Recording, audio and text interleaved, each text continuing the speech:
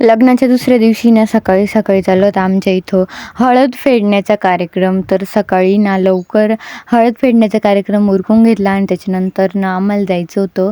ताई आणि आम्ही सगळे गेलो भराडीला. तर भराडीला ना आम्हाला जायचं होतं कपडे घेण्यासाठी. तर वहिनीसोबत जे करवायला आल्या होत्या ना त्यांना घ्यायचे होते आम्हाला ड्रेस. तर भराडीला आम्ही आलो महावीर कलेक्शनमध्ये. खूप मोठं दुकान आहे आणि कपडे पण लय भारी राहते. त्याच्यानंतर आम्ही या मुलींना ड्रेस घ्यायचे होते. तर आणि मला पण मग पाहुण्यांना ड्रेस पहिले बघितले. तर अतिथी देवो भव, सगळ्यात पहिले आपल्या घरी आलेल्या पाहुण्यांचा पाहुणचार आणि मग पाहुण्यांना कपडे घेतले पहिले आणि त्याच्यानंतर मग मी घेतला. तर आम्ही 3-4 पोरींनी सगळ्यांनी एवढे हे मस्त ड्रेस घेतले.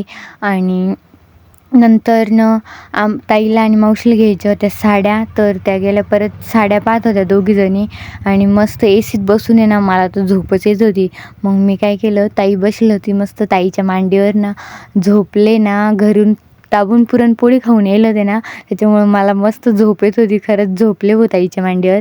कपडे घेणं झाल्याने इथं आमच्या ताईसाहेब मस्त खुर्चीवर बसून राहिल्या. आम्हाला तर असं वाटतं आमचं घरचंच दुकान आहे, मस्त झोपणं बसणं.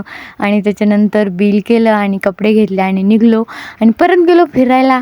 लग्न आहे म्हणल्यावर फिरणंच चाललं होतं आमचं. मग काय देवदर्शनाला जायचं होतं.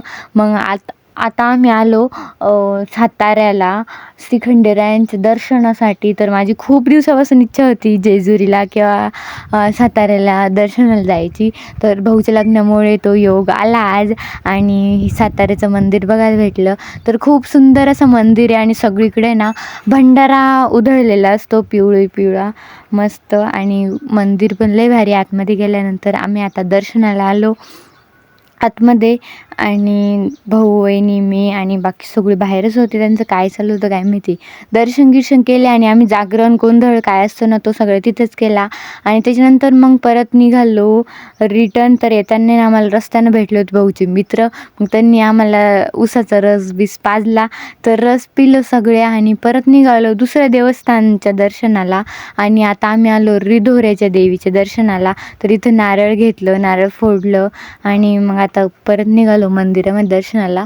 तर माझ्या लक्षातच नव्हतं आपल्याला कुठे जायचं. आणि इथं आल्यावर मला कळलं. तर याच्या आधी ना मी अगोदर इथं आलेले. तर ताईच्या लग्नाच्या वेळेस ना दीदी भाऊजी आम्ही सगळे ना इथं दर्शनाला आलो होतो. तर आता ना मी दुसऱ्यांदा परत इथं आले दर्शनाला. तर आतमध्ये गेलो सगळे दर्शनाला. भाऊकून वहिनीकून काही इथं अगरबत्ती दिवाच पेटत नव्हते. तर हवा तिनं जास्त पेटली एकदाची.